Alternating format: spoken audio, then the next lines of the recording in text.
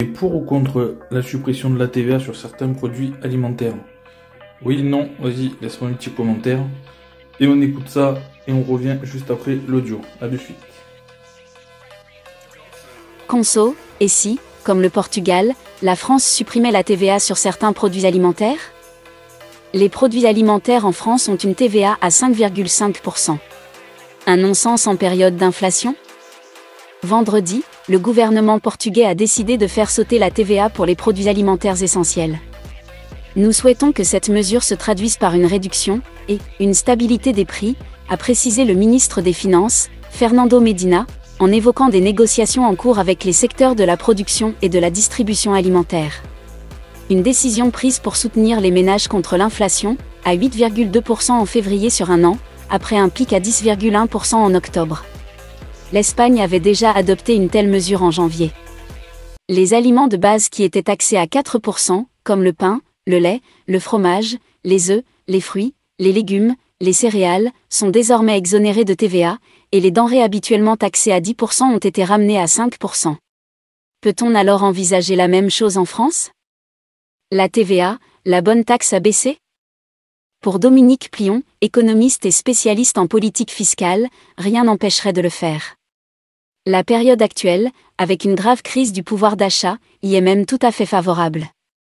En France, l'inflation était à 4,5% en mars sur un an. En isolant uniquement les produits alimentaires, la hausse des prix est en réalité de 14,5% sur un an. Le pays applique néanmoins déjà une TVA réduite pour la plupart des denrées alimentaires, elle n'est que de 5,5%, contre 20% pour la TVA normale. Le gouvernement dit vouloir faire baisser les impôts, ce serait une bonne stratégie en ce sens, avec une baisse d'une taxe très importante, poursuit l'économiste. Mais ce choix de la TVA fait débat, car ce logique s'oppose sur le sujet. Selon Dominique Plion, c'est une taxe inégalitaire, la baisser serait donc pertinent, la TVA étant la même pour tous, elle touche davantage les bas revenus, dont un pourcentage plus important du salaire est dédié à la payer. Mais pour Stéphanie Villers, macroéconomiste et conseillère à PwC France, c'est le contraire. Si on veut vraiment en finir avec le « quoi qu'il en coûte », comme l'annonce le gouvernement, il faut cesser les mesures universelles et cibler les populations les plus précaires. Supprimer la TVA pour tous quand des ménages ont de quoi la payer, ce n'est pas pertinent. Manque de contrôle. L'économiste Marc Toiti voit un autre désavantage à mettre une TVA à 0% sur les produits alimentaires de première nécessité, le manque de contrôle sur les prix. Dit autrement, si la TVA disparaît, comment s'assurer que la grande distribution va bien répercuter cette baisse du prix sur le tarif en magasin? Un scepticisme que partage Paulo Raimundo, secrétaire général du Parti communiste portugais, pour son propre pays. Car s'il voit dans la baisse de la TVA alimentaire une mesure, apparemment positive, le responsable politique estime aussi que la réduction de la taxe sur les produits pétroliers, toujours au Portugal, ne s'est pas traduite dans ce que chacun a payé. Et qu'en Espagne, la baisse de la TVA ne s'est pas non plus traduite par une réduction des prix des produits de première nécessité. Un raté que ne nie pas Dominique Plion. Il prend un autre exemple, cette fois français. En 2009, la TVA sur la restauration avait été baissée de 19,6% à 5,5% avec, en contrepartie, le « contrat d'avenir ».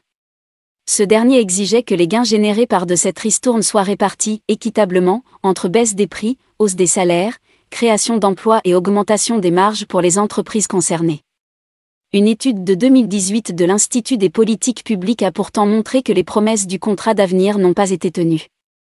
Les gains économisés ont été captés par les patrons de restaurants à 55,7%, bien plus que les 33% prévus. Les bénéfices ont augmenté de 24%, mais le prix des assiettes n'a baissé que de 1,9%. L'échec du panier anti-inflation. Dominique Plion rappelle, si une telle loi, sur la TVA, passe en France pour les denrées alimentaires, il faudra s'assurer d'un grand contrôle sur l'usage des gains par la grande distribution. Or, le gouvernement actuel n'a pas l'air dans cette optique. Une référence directe au triste sort réservé au panier anti-inflation, volonté de l'exécutif d'imposer des prix réduits sur certains produits à toutes les enseignes. Après des négociations non concluantes avec la grande distribution, ce panier a été abandonné, chaque enseigne choisissant de faire baisser le prix des produits qu'elle souhaite ou non. Baisser la TVA des produits alimentaires est une bonne idée sur le papier, admet Marc Toiti. Mais une baisse d'impôts directs, comme la contribution sociale généralisée, CSG, aurait l'avantage d'aider directement le porte-monnaie des Français, sans devoir surveiller ce que font les grandes enseignes. Même volonté de solution alternative chez Stéphanie Villers. Supprimer une TVA à 5,5% quand l'inflation alimentaire est de 14,5% semble de toute manière peu efficace. Pour aider les ménages les plus faibles, il faut les cibler pour augmenter l'aide qu'on peut leur apporter. Le chèque alimentaire, ou des aides spécifiques pour eux, semble un moyen moins généraliste et plus efficient. Après avoir écouté cela, t'es pour ou t'es contre la suppression de la TVA à 5,5? Moi perso, je serais pour. Bien que pour 100 euros, ça ferait 5,50 € d'économie. C'est pas beaucoup, mais un petit peu plus, un petit peu plus, un petit peu. Ben, à la fin de l'année, ça fait vite des sous, sachant qu'on ne fait pas 100 € de courses par mois. On est plus entre 300, 400, 500, 600 € suivant la composition de la famille, voire plus. Voilà. Donc ça pourrait faire une petite économie de 15-20 € par mois. Si on multiplie 20 € x 12, ça commence déjà à faire un bon petit billet sur l'année et on peut s'en servir pour faire des sorties avec les enfants ou soit, enfin tout seul, enfin, peu importe. Voilà, c'est Réduction et Promotion France. Eh ben like, abonne-toi, partage, commente et invite tes amis. Et je suis sur tous les réseaux, Facebook, Instagram, partout. Abonne-toi. Tchuss!